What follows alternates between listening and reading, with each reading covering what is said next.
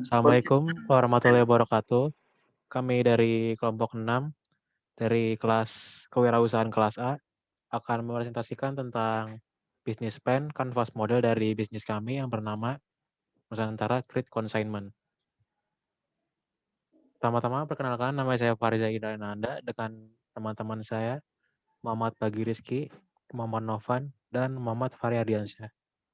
Jadi di dalam kanvas model bisnis ini terdapat 9 poin utama, yaitu key partners, key activities, key research, value propositions, customer relationships, channel, customer segment, cost structure, dan revenue streams.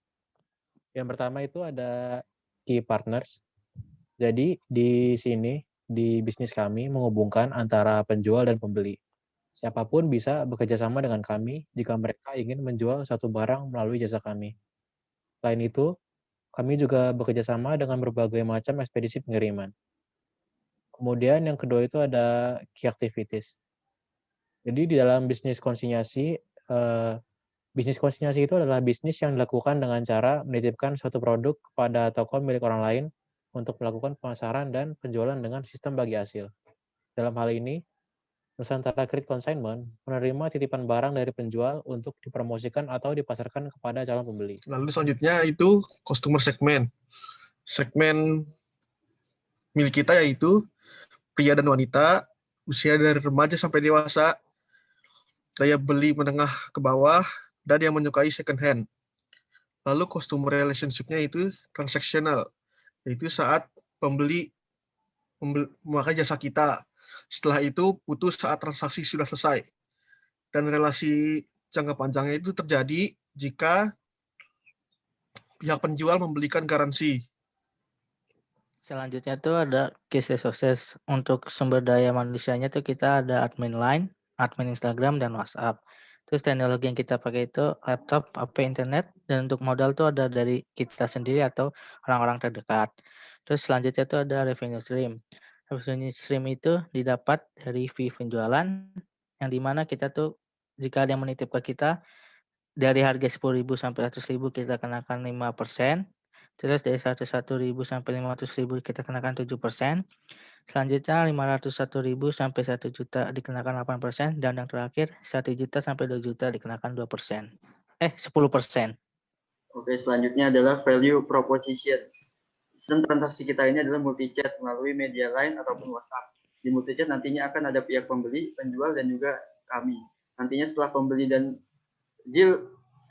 deal untuk membeli, maka akan kita arahkan proses selanjutnya yaitu multi-chat. Pihak pembeli memberikan alamat atas nama pengiriman untuk barang yang akan dibeli. Di sana pihak pembeli mentransfer sesuai harga jual dan bukti transfernya dikirimkan melalui multi-chat. Lalu kita akan memverifikasi apakah pembayaran tersebut sudah masuk atau belum ke rekening kita. Jika sudah, maka akan kita konfirmasi di multi-chat tersebut. Setelah itu, pihak penjual mengirimkan barang tersebut ke alamat pembeli dan pihak penjual mengirimkan bukti berupa resi pengiriman dari pihak ekspedisi yang dikirimkan ke multi-chat. Setelah barang sampai, pihak pembeli mengirimkan ke multi-chat. Setelah barang sampai, pihak pembeli memeriksa keadaan produknya apakah sudah sesuai dengan spesifikasi yang ditawarkan pihak penjual atau belum. Jika ingin meretur barang tersebut, pihak pembeli wajib mengantarkan video unboxing paket tersebut. Setelah pihak pembeli mengkonfirmasi barang tersebut sesuai di multi-chat, pihak kita akan melakukan transfer uang pada pihak penjual dan bukti transfernya dikirimkan ke multi-chat. Dan pihak penjual harus mengkonfirmasi uang tersebut sudah masuk apa belum. Jika sudah, maka transaksi dianggap selesai. Dengan adanya sistem seperti ini akan memiliki nilai kepercayaan dan transparansi dalam bertransaksi dan memberikan kenyamanan serta keamanan untuk terhindar dari penipuan. Lalu yang kedua adalah channels. Pada awareness kita menggunakan platform media sosial berupa Instagram, Line, dan juga WhatsApp. Ketiga media tersebut sangat berpotensi untuk mempromosikan bisnis jasa kita. Di mana di zaman revolusi industri 4.0, semua sudah serba digital dan dalam melakukan suatu hal. Orang-orang mulai beralih dari konvensional ke modern. Untuk iklan tersebut, Instagram memiliki segmen pasar yang bervariatif, mulai dari menengah ke bawah hingga ke atas. Untuk Line, kita menggunakan promosi dengan menawarkan ke grup-grup Line serta teman, begitupun WhatsApp. Selain itu, Line dan WhatsApp merupakan media bertransaksi juga. Lalu evaluation, kita juga terbuka untuk mengirimkan feedback bagi pihak pembeli maupun penjual ataupun calon pembeli ataupun calon penjual. Feedback tersebut dapat disampaikan bisa via email kita nusantara@id@gmail.com atau bisa melalui akun Instagram kita dan juga lain ataupun WA.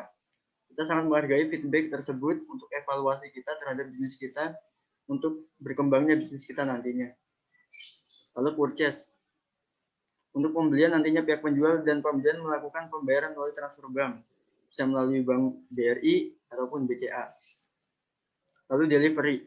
Dalam pengiriman barangnya nantinya pihak penjual bisa melakukan pengiriman barang melalui berbagai ekspedisi. Opsinya antara lain JNE, JNT, Wahana, Si Cepat, GoSend, Grab Express. Dan untuk biaya pengiriman tanggung oleh pihak pembeli. Lalu yang terakhir adalah cost structure. Dalam biaya menjalankan bisnis kita terdapat dua pembiayaan, yaitu biaya operasional dan juga biaya tenaga kerja langsung. Untuk biaya operasional terdapat 7 item, yaitu Instagram, website, domain, website, Line, WhatsApp, dan kuota internet, serta ada Photoshop, di mana total dari biaya operasional tersebut per bulan yaitu 150.000. Dan untuk biaya tenaga kerja langsung kita berdasarkan beberapa penjualan bersih yang didapat. Lalu dibagi per orang 25% dari penjualan bersih tersebut. Dan sebagai contoh, jika kita mendapat penjualan bersih sebesar 250.000 dan untuk pembagian nantinya per orang mendapatkan 62.500. Atau bila kita berempat sepakat untuk tidak mengambil keuntungan bisnis tersebut, melainkan untuk mengalokasikan dana tersebut ke bisnis kita, maka uang 250 tersebut kita gunakan sebagai keperluan bisnis kita supaya bisnis kita berkembang ke depannya.